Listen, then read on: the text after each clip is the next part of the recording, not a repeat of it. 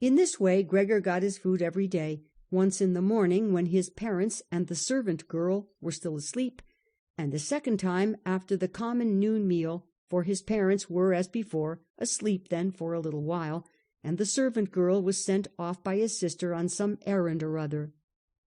They certainly would not have wanted Gregor to starve to death, but perhaps they could not have endured finding out what he ate other than by hearsay.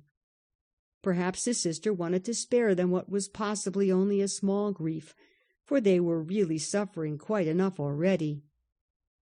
What sorts of excuses people had used on that first morning to get the doctor and the locksmith out of the house, Gregor was completely unable to ascertain. Since they could not understand him, no one, not even his sister, thought that he might be able to understand others, and thus, when his sister was in her room, he had to be content with listening now and then to her sighs and invocations to the saints. Only later, when she had grown somewhat accustomed to everything, naturally there could never be any talk of her growing completely accustomed to it, Gregor sometimes caught a comment which was intended to be friendly or could be interpreted as such. Well, today it tasted good to him, she said, if Gregor had really cleaned up what he had to eat. Whereas in the reverse situation, which gradually repeated itself more and more frequently, she used to say sadly, "Now everything has stopped again." But while Gregor could get no new information directly, he did hear a good deal from the room next door, and as soon as he heard voices he scurried right away to the appropriate door and pressed his entire body against it. In the early days especially there was no conversation which was not concerned with him in some way or other, even if only in secret. For 2 days at all meal times discussions on that subject could be heard on how people should now behave, but they also talked about the same subject in the times between meals, for there was always at least 2 family members at home, since no one really wanted to remain in the house alone, and people could not under any circumstances leave the apartment completely empty. In addition, on the very first day, the servant girl, it was not completely clear what and how much she knew about what had happened, on her knees had begged his mother to let her go immediately, and when she said good-bye about 15 minutes later, she thanked them for the dismissal with tears in her eyes, as if she was receiving the greatest favour which people had shown her there, and without anyone demanding it from her, she swore a fearful oath not to betray anyone, not even the slightest bit. Now his sister had to team up with his mother to do the cooking, although that didn't create much trouble because people were eating almost nothing. Again and again Gregor listened as one of them vainly invited another one to eat, and received no answer other than "Thank you, I've had enough," or something like that. And perhaps they had stopped having anything to drink, too. His sister often asked his father whether he wanted to have a beer, and gladly offered to fetch it herself, and when his father was silent, she said, in order to remove any reservations he might have, that she could send the caretaker's wife to get it. But then his father finally said a resounding no, and nothing more would be spoken about it. Already during the first day his father laid out all the financial circumstances and prospects to his mother, and to his sister as well. From time to time he stood up from the table and pulled out of the small lock-box salvaged from his business, which had collapsed 5 years previously, some document or other, or some notebook. The sound was audible as he opened up the complicated lock, and after removing what he was looking for, locked it up again. These explanations by his father were in part the first enjoyable thing that Gregor had the chance to listen to since his imprisonment. He had thought that nothing at all was left over for his father from his business.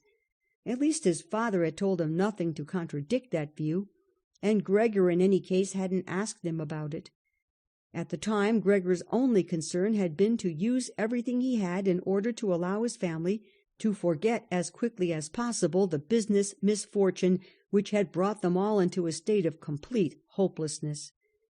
And so at that point he'd started to work with a special intensity, and from an assistant had become almost overnight a travelling salesman, who naturally had entirely different possibilities for earning money, and whose success at work were converted immediately into the form of cash commissions, which could be set out on the table at home in front of his astonished and delighted family.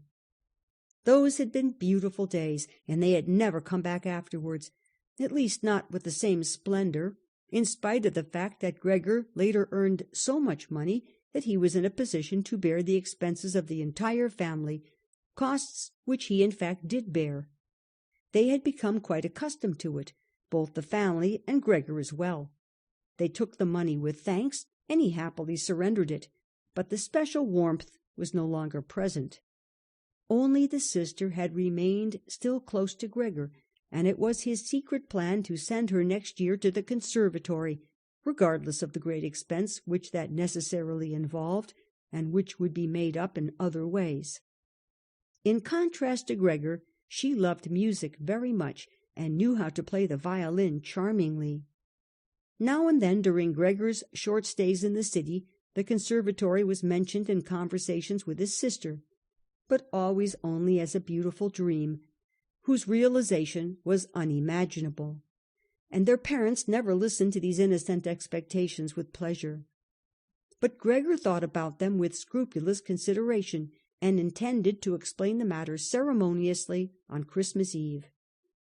In his present situation, such futile ideas went through his head, while he pushed himself right up against the door and listened. Sometimes in his general exhaustion he couldn't listen any more, and let his head bang listlessly against the door.